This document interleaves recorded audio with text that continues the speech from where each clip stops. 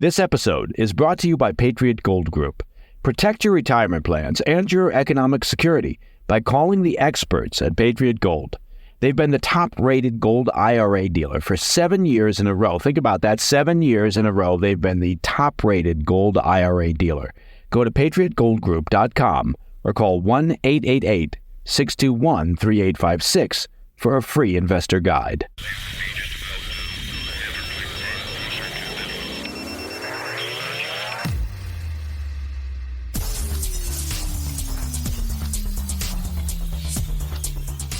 It's Friday, 9 August. Welcome to the President's Daily Brief. I'm Mike Baker, your eyes and ears on the world stage. Let's get briefed. First up, Israel is sending a clear message to Hezbollah as they brace for retaliatory strikes from both the militant group and Iran. And the message is, if you kill any Israeli civilians, you will pay a, quote, disproportionate price.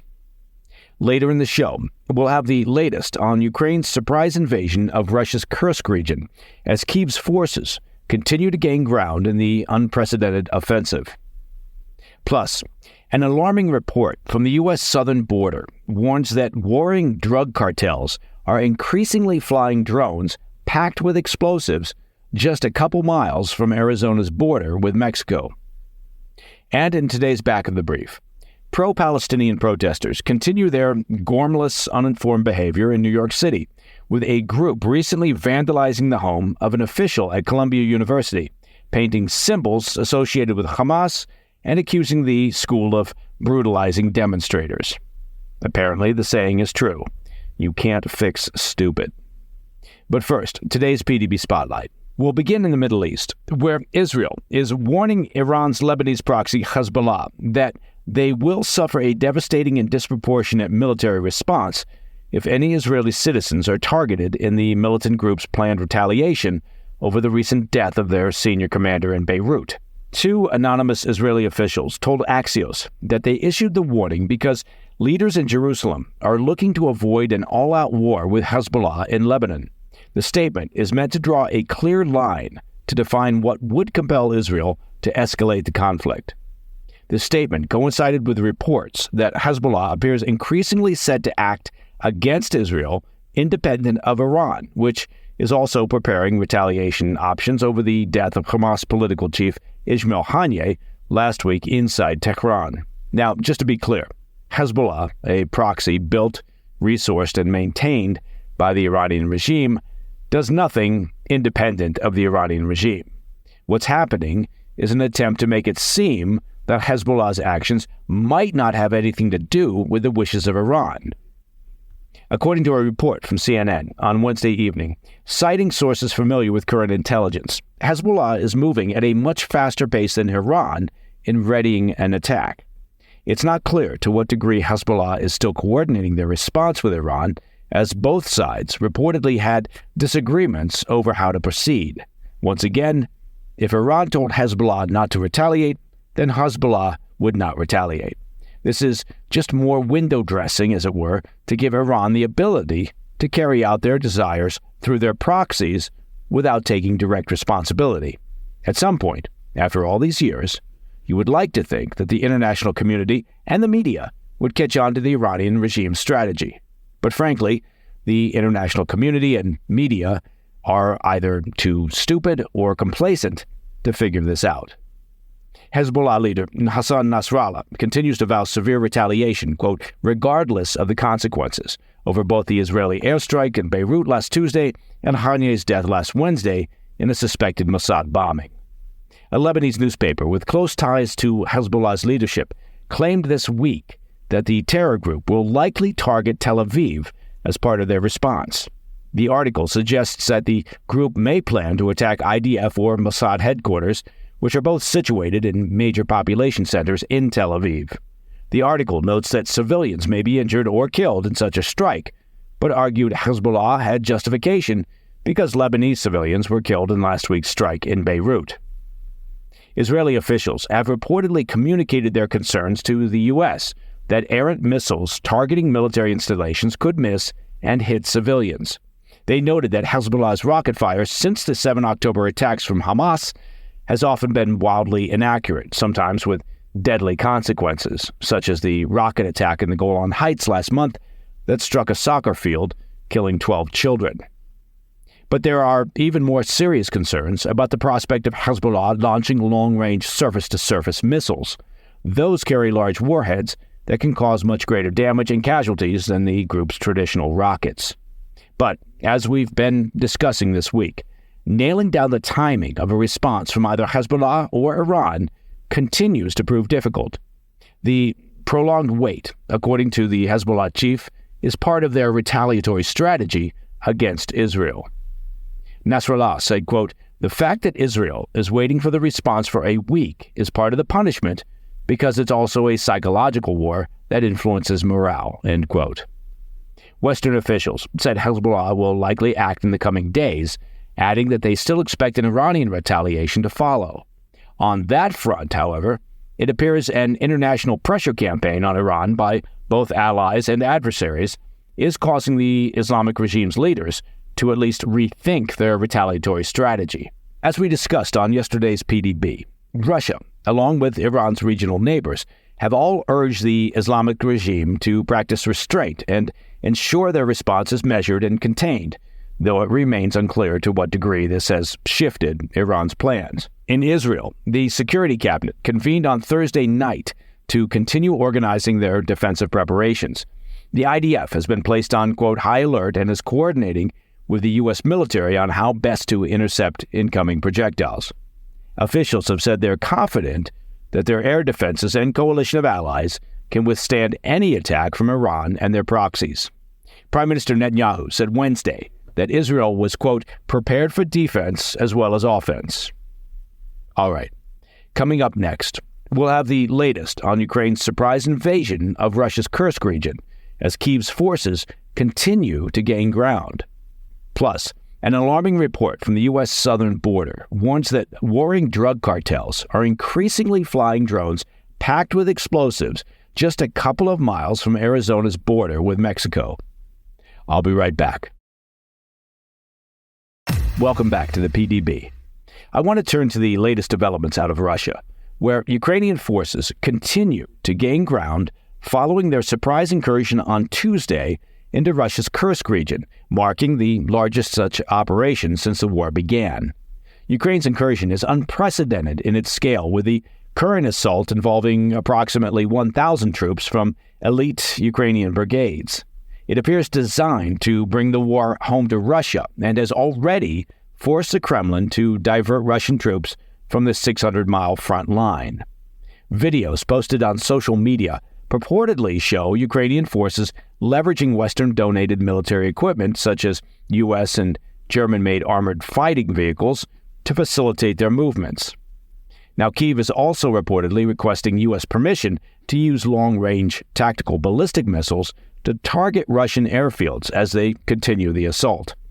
Kyiv's forces have nearly gained full control of Sudza in Kursk, according to the Russian Telegram channel Rybar, which was founded by a former employee of Russia's defense ministry.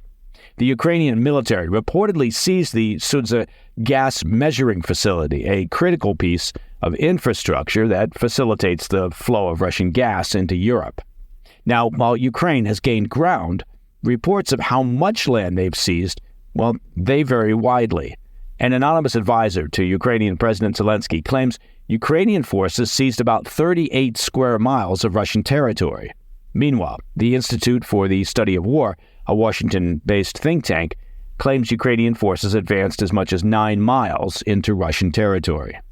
But the Kremlin, without evidence, claimed Thursday that Ukraine's advancement had been thwarted.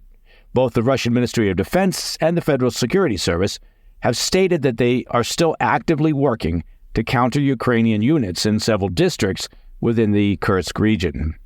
Ukrainian officials remain silent on the operations, including President Zelensky, who's kept his comments guarded. On Thursday, Zelensky praised his armed forces for its ability to, quote, surprise its adversaries, though he made no direct reference to activity in Kursk. Zelensky added, quote, Russia brought the war to our land and should feel what it has done, end quote. The invasion has reportedly put significant pressure on Russian President Putin. In response to the forced displacement of residents, Putin announced a one-time payment of 10,000 rubles, that's approximately $115, acknowledging Ukrainian advancement. But the Kremlin's attempts to downplay the situation have been met with growing discontent from Russian officials and military bloggers who say the Russian military, has lost control of the situation. A Russian general and Putin ally who commands a special forces unit fighting in Kursk broke from the Kremlin line on Thursday, saying Ukraine's invasion succeeded because Moscow, quote, had neither forces nor means nor resources to stop them. He also confirmed the deaths of Russian troops in the offensive, and that's a rare admission considering Moscow rarely comments on its war casualties. Reports from Russian military bloggers suggest Moscow is scrambling to draft in reinforcements to Kursk as Ukrainian forces advance. They're assembling a force of some 2,000 troops, transferring some from its Belgorod region and redeploying Wagner Group mercenaries to Kursk from their mission in Africa. The exact objectives of Ukraine's incursion remain unclear, but analysts suggest that it could be aimed at gaining leverage in future negotiations. All right, shifting gears to some alarming news from the U.S. southern border. Cartel-operated drones packed with explosives are increasingly flying near Arizona's border with Mexico. An internal bulletin circulated by the U.S. Border Patrol's Yuma Sector Intelligence Unit this week warned that the increased drone activity is part of an ongoing war between cartels in Sonuito, Mexico, which sits just 2 miles from the U.S.-Mexico border. That's according to an exclusive report from the New York Post. Members of the notorious Sinaloa cartel are apparently using the drones to drop explosives on members of their rival cartel, Los Pelones. The bulletin added that the fighting is often intense, and there have been other confrontations between the rival cartels along the border. The revelation follows congressional testimony in March by Air Force General and acting NORAD Commander Gregory Guillot, who said that cartels and human smugglers have significantly stepped up their use of unmanned aircraft systems to surveil agents along the border. When asked about the frequency of drone encounters, General Guillot estimated that more than 1,000 drone incursions likely occur each month, more than 1,000 each month. Defense hawks in the Senate have been sounding the alarm on the increase of drone incursions into U.S. territory for months, pushing for legislation to counter the growing national security threat. Congressional Republicans, in particular, are concerned that the drone threat is largely being ignored by the Biden administration. Republican Senator Joni Ernst of Iowa recently introduced an amendment to the 2025 National Defense Authorization Act that would force the Pentagon to take countermeasures against any unmanned aircraft entering U.S. domestic airspace. Reacting to the report from the Post, Ernst said, quote, "On border czar Kamala Harris's watch, murderous drug cartels are controlling the southern border and using drones for turf war attacks within miles of the United States. These thugs must be held accountable. That's why I'm equipping the Pentagon to respond to these incursions by any means necessary." While the House passed the annual defense bill in June, it has not yet been taken up by the Senate. To be clear, this is not a purely partisan issue. The top Democrat and Republican serving on the Senate Armed Services Committee wrote a joint op-ed back in April, warning that America's lack of adequate drone detection capability remains a huge national security vulnerability. They noted that the U.S. still largely relies on early warning radars from the Cold War that are unable to detect, identify, and track small aircraft at both high and low altitudes. The pair wrote, quote, "We can hardly track anything other than commercial aircraft. Almost none of our domestic military bases have the sensors to identify small drones," end quote. All right, coming up in the back of the brief. Pro-Palestinian protesters continue to wreak havoc in New York City, with a group recently attacking the home of an official at Columbia University, accusing the school of brutalization against demonstrators. We'll have the latest on that when we come back. In today's back of the brief, anti-Israel vandals targeted a top Columbia University executive's Brooklyn apartment building early Thursday, drawing hateful symbols, splashing red paint, and reportedly, and bizarrely, unleashing live crickets. And no, I'm not making that up. The vandals, who remain anonymous, targeted Cass Holloway, Columbia University's chief operating officer. Now, Holloway has been connected to the rising tensions on campus after the university allowed police to arrest pro-Palestinian students during anti-Israel protests earlier this year, which plagued the spring semester. On Thursday, vandals shattered a glass door to gain entry to the building's lobby. They broke into the building, where they released crickets and plastered posters featuring Holloway's name and photograph. These posters criticized his actions during the protests. Additionally, the building's exterior was vandalized by inverted red triangles, a symbol associated with Hamas terrorists. A letter left at the scene accused Holloway of brutalization and endorsing the mistreatment of students protesting the, quote, genocide of Palestinians, adding that the memory of the bugs would linger long after they were gone. Good God, we do live in stupid times. The New York City police were alerted around 3 a.m. and collected evidence, including a can labeled live insects. Holloway was not home at the time of the vandalism, and the act has not been classified as a hate crime. Of course not. Anti-Semites appear to be immune when it comes to labeling. The actions of the anti-Israel vandals are reminiscent of another incident involving red paint at the homes of Jewish executives of the Brooklyn Museum in June. Separately, pro-Palestinian protesters garnered attention last month by releasing crickets. What is it with them and crickets and maggots? Oh, don't forget the maggots. Inside the Watergate Hotel in Washington, D.C., during a demonstration against Israeli Prime Minister Netanyahu's visit to Congress. A representative from Columbia University stated that the school strongly disapproves of any acts of vandalism, threats, or personal attacks and considers them completely unacceptable. Well, you kind of made your bed and now you're sleeping in it. Police are currently canvassing for a surveillance video to identify the perpetrators, but let's be realistic. Don't expect any action to be taken against the protesters and vandals. In New York City, apparently, being impressionable, anti-Semitic, and useful idiots for Hamas is perfectly acceptable. And that, my friends, is the President's Daily Brief for Friday, 9 August. If you have any questions or comments, please reach out to me at pdb@thefirsttv.com. And to listen to the show ad-free, well, become a premium member of the President's Daily Brief by visiting pdbpremium.com. It is a very simple process. I'm Mike Baker. I'll be back later today with the PDB Afternoon Bulletin. Until then, stay informed, stay safe, stay cool.